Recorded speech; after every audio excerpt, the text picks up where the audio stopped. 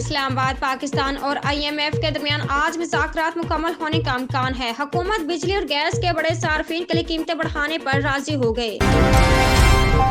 Washington. امریکی محکمہ خارجہ کے کونسلر ڈیرک شولے نے عمران خان سے بات چیت کے سوال پر کہا کہ عمران خان نے پاک امریکہ تعلقات کی حساسیت کو مجروح کیا۔ وزیر اعظم شہباز شریف نے ترکی اور شام کے زلزلہ زدگان کی امداد کے لیے اسکولوں، کالجز اور یونیورسٹیز میں فنڈ ریزنگ مہم شروع کرنے کی ہدایت کی ہے۔ اسلام آباد سیشن عدالت نے شیخ رشید کی ضمانت بعد از گرفتاری کی درخواست کے تحریری فیصلے میں کہا ہے کہ شیخ رشید کا الزام کو بار بار دہرانا ضمانت خارج ہونے کی وجہ ہے۔